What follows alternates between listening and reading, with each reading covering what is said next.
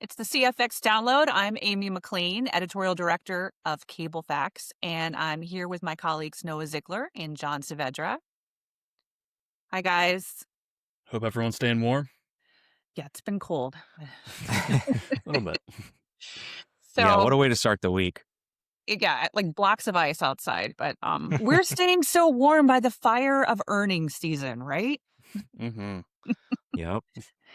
John and Noah are taking their head out of the ARPU and EBITDA and all the calculations out there to talk to us a little bit about some of the earnings that have been going on. And there was some news today on the video front from Charter's earnings, but I'm just going to say that is a great plug. I'm going to make a quick little plug for Convergent TV World. I'll be moderating a panel there called After the Rebundling, where we'll be talking about this new video landscape and the collapse of linear and streaming into this single marketplace. It's going to be a great conversation, and I hope you'll join us. That's March 5th and 6th in New York at the Times Center. But back to that video news.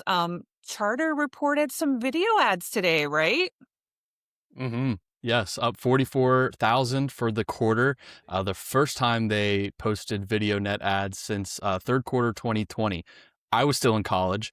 For comparison's sake, Comcast's last time of posting video net ads was first quarter 2017. I was in high school. Sorry. But for Charter, again, that's up from 123,000 a year ago. So a total of 167,000 ads since then. A lot of the talk was, again, Chris Winfrey and Jessica Fisher kind of playing down the sort of notion that this could be a long-term trend. They know that this is not going to be the case for the upcoming quarters and beyond, but it was a bright spot in their renewed sort of adjusted video strategy. I mean, how many years ago was it when they Charter and Disney came together and formed this new playbook for operators, and that was to give some of their TV customers access to direct-to-consumer apps. John, you'll talk about it in a second, but their seamless entertainment seems to be at least working now. We're seeing kind of the benefits of that. And something else Winfrey mentioned was the fact that once they get the Cox acquisition done, they'll have plenty more opportunities to grow within that footprint as well, since there aren't many video connects there. So again, Charter doesn't see it as a long-term trend for video ads, but they do see it as a long-term benefit for its broadband offerings. Speaking of, they did have a decline again in internet customers by 119,000. That is down from the 177,000 they lost a year ago, but it is the ninth consecutive quarter of internet sub declines. And going off that, mobile is up 428,000. So that continues to also be a benefit for their offerings. But again, it seems like seamless entertainment is taking off for Charter, especially as they kind of ramp up marketing efforts for that. Yeah, I know. And gosh, Noah, you sure make me feel old because I was covering that 2017 and 2020 at CableFax. But Charter's been talking about since they did that Disney deal, which would have been 2024, I think, fall of 2024. I think it was 2023 yeah, I think 2023. 2023.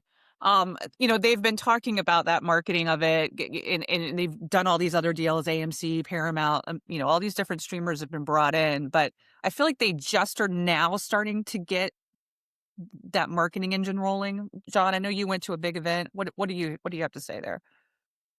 I mean, yeah, I was at that event in October where it felt, they've been sort of building out these bundles for a little while, but it sort of felt like the big launch of seamless entertainment where they're working with programmers to educate people on these bundles where you get a live TV package and also all of these streaming services included. And part of that is like we saw over the weekend with UFC 324, which premiered on Paramount Plus. It was the very first on Paramount Plus.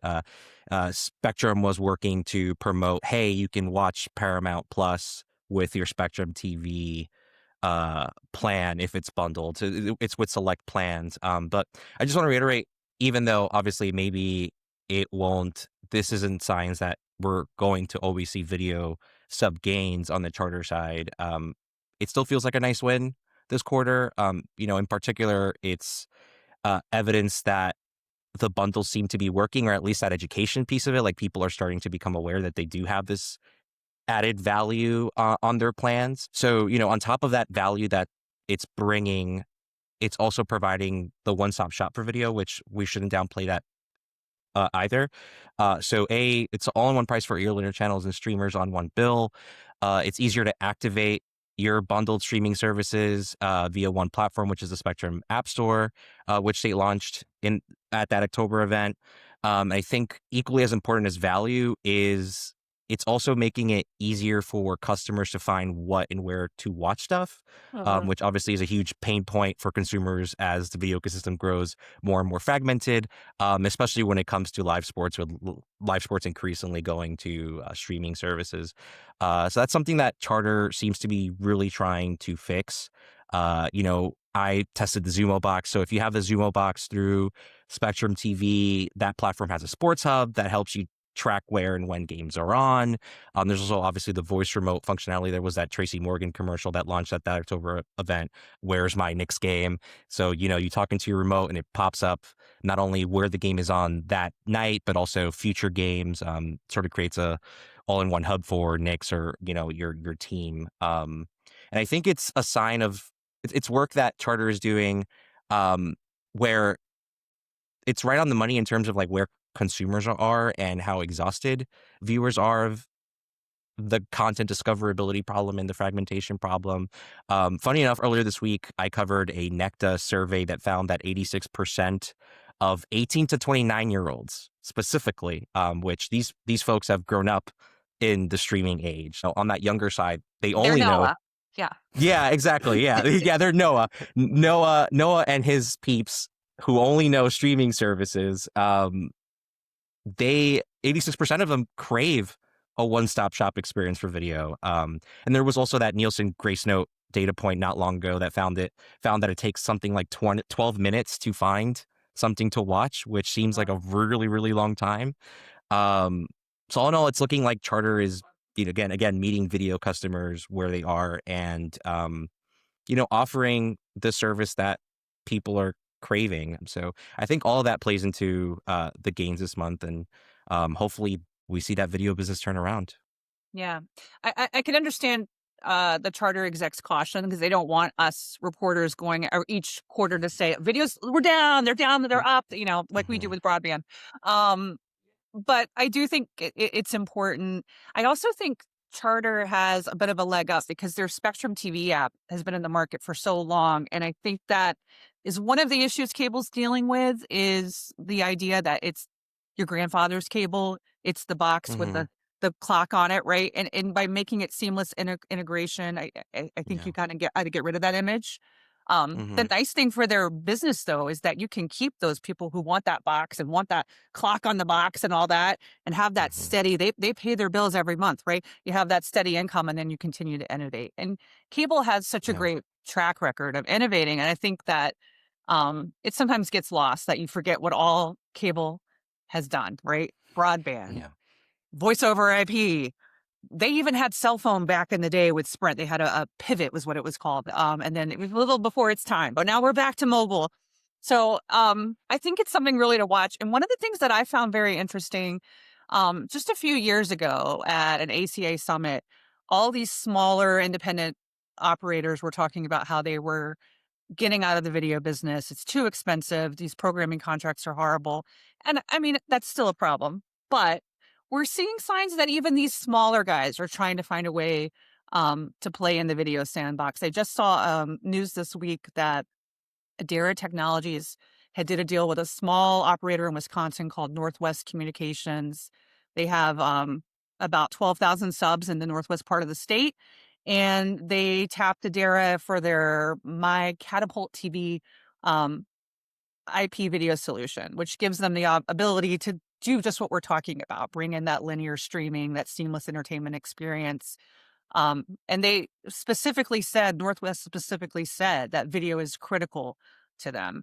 I think it's we know it's also, Noah, you wrote this week about how it's the two C's, it's convergence and it's competition. So when you're dealing with competition, if you have something and it might be video, that's something to help you stand out, right? Mm-hmm.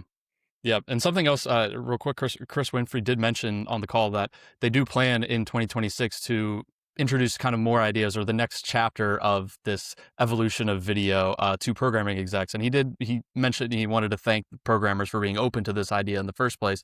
But it will be interesting to see, you talk about innovation, how they innovate kind of beyond this already, step forward for video providers. But it will be interesting to see how they do that just in the realm of heightened competition. And as you said, in the everlasting battle of convergence. Yeah. Yeah, I mean, one of the things I've learned, and one of the additions they're going to make this year is right now when you want to activate an app through your Spectrum TV plan, you still have to go to a second screen. You have to scan a QR code and activate it on the app.